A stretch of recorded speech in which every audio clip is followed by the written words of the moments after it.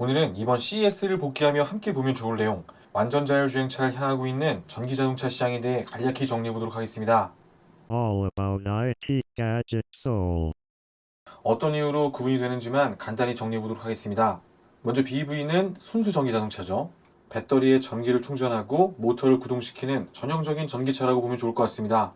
대표적인 것들이 테슬라의 제품들이죠. 그리고 좌측에는 하이브리드가 있는데요. 토요타의 프리우스나 기아의 니로 같은 제품들, 전기 모터와 가솔린 엔진을 함께 가지고 구동을 하는 방식이죠.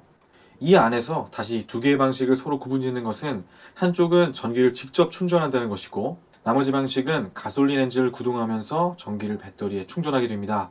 직접 전기를 충전하는 것은 플러그인 하이브리드, 아닌 경우를 논 플러그인 하이브리드로 구분하는 것이죠.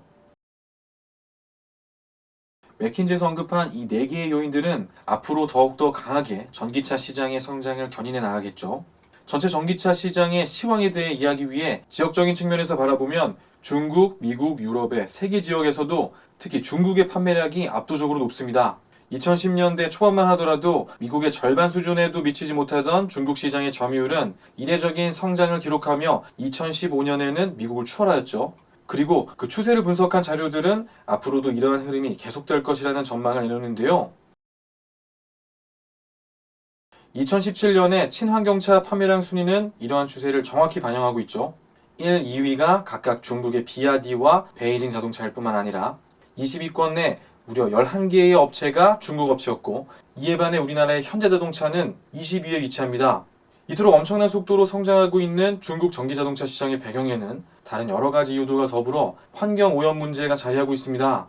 극심한 대기오염의 원인 중 하나로 지목되고 있는 이 자동차 매연이 해결해야 할 당면 과제 중에 하나가 된 중국은 2020년까지 내연기관 차량을 630만 대로 제한한다는 방침을 밝혔습니다. 이와 관련해 더 구체적으로는 신규 자동차의 번호판 발급을 제한하고 있는데요. 14,000여 개의 신규 번호판 추첨에 참여한 이들이 1,100만 명이나 되더라는 이야기는 작금의 중국의 상황을 대변하는 유명한 일화 중 하나라고 할 수 있겠습니다. 중국 정부는 이렇게 환경 문제를 해결할 전략 중 하나로 전기차를 택했고 이 전략들이 성공을 거두기 위해 강력한 정책들도 함께 수반되고 있는데요. 기업과 소비자에게 지원된 엄청난 규모의 보조금은 물론 방금 이야기 나눈 신규 번호판과 관련해서도 전기차를 살 경우에는 번호판 취득을 용이하게 하는 등의 실질적인 유도책들이 시장에서 어느 정도 성공을 거두고 있고 이 전기자동차의 엄청난 판매 대수가 그러한 점을 증명하죠. 이렇게 되면서 시장에서는 중국의 막대한 영향력에 대해 경계하는 목소리가 이어지고 있는데요.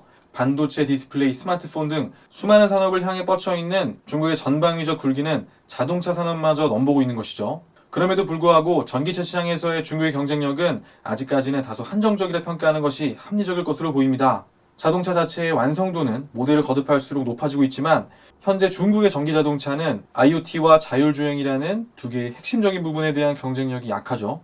본질은 바로 이 부분입니다. 아무리 많은 전기자동차를 만들고 아무리 많은 전기자동차가 보급되어도 자율주행차나 IoT 시스템에 대한 이 전반적인 기술 완성도에 대한 부분이 담보되어야겠죠. 따라서 중국의 점유율이 압도적으로 높아지고 있다는 부분과 해당 분야의 경쟁력을 가지고 있다는 것은 반드시 구분해야 되는 내용이 되겠죠. 또한 중국 정부의 보조금이 조금씩 줄어들고 있는 점도 앞으로의 전망을 조금 더 살펴봐야 하는 부분이 되겠는데요.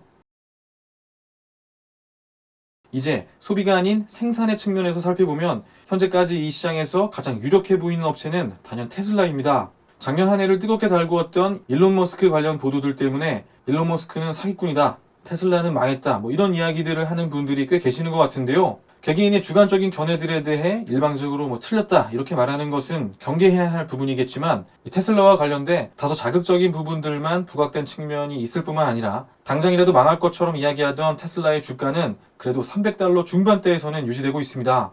이번에는 2018년 상반기의 판매량 데이터를 살펴보겠습니다. 1위인 비아디와 3위의 베이징 모터스 그리고 5위의 상하이 모터스 등의 중국 업체에 대한 이야기는 이미 나누었죠. 중국 업체들을 제외하고 나면 테슬라가 맨 윗자리를 차지하게 되는데요. 물론 판매량뿐만 아니라 테슬라의 미래를 긍정적으로 전망하는 데 있어 가장 결정적인 부분은 테슬라에서 제안하는 이 솔루션 자체의 경쟁력입니다. 세련된 차체와 2초대의 제로백, 완벽한 코너링, 높은 충돌 안정성 등은 물론이고 무료로 제공되는 이 슈퍼차저로 완성되는 테슬라만의 전기차 생태계가 바로 그것이죠.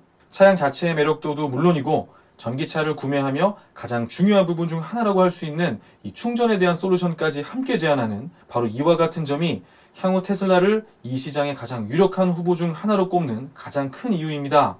물론 아직 슈퍼차저 시설이 전국적으로 완비되어 있지는 않지만 이 시설들이 자리를 잡을수록 테슬라의 매력도는 더욱더 높아지겠죠.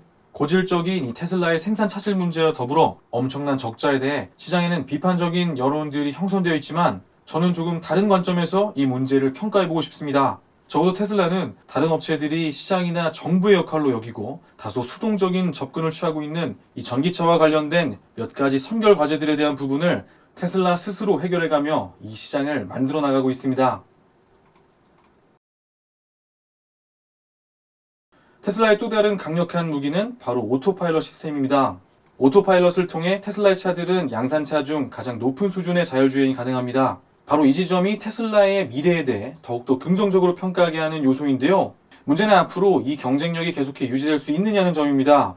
엄청난 용량의 배터리가 들어가는 완성도 높은 전기차와 슈퍼차저로 완성되는 테슬라만의 차별화된 전기차 생태계의 구축이 미래 전기차 시장의 성공으로까지 이어지기 위해서는 이것보다 더 나아가서 가장 앞선 완전 자율주행 시스템과 IoT 생태계의 이 전체적인 제안이 필요합니다.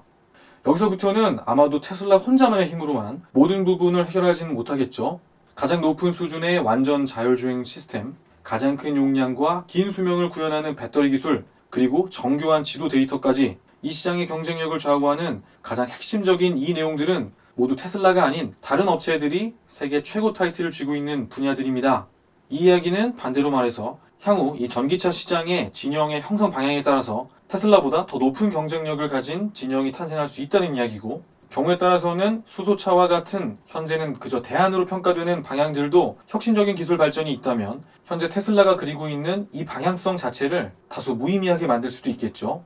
지금 우리가 보고 있는 것들은 그저 이 시장의 태동기의 모습에 불과합니다. 앞으로 어느 업체들끼리 시너지를 낼 수 있는지, 어떤 모습으로 얼라이언스를 구성해 나가게 될지 반드시 주의 깊게 살펴봐야겠는데요. 오늘은 그 서론격에 해당하는 부분이고 관련 내용들 가제서울에서 계속해 정리해 나가도록 하겠습니다. 가장 비싼 IT 기기 스마트카의 시대가 다가오고 있습니다. 앞으로 과연 어떤 모습으로 우리의 삶을 바꾸어 나가게 될지 관심을 가지고 살펴보고 있는데요. 그렇게 또 한 번의 변화의 시기가 끝나면 이 IT 업계에는 새로운 지형이 그려지게 되겠습니다.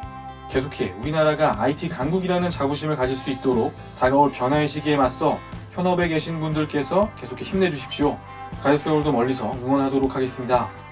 여기까지 내용 시청해주셔서 감사합니다. 오늘도 행복한 하루 보내십시오.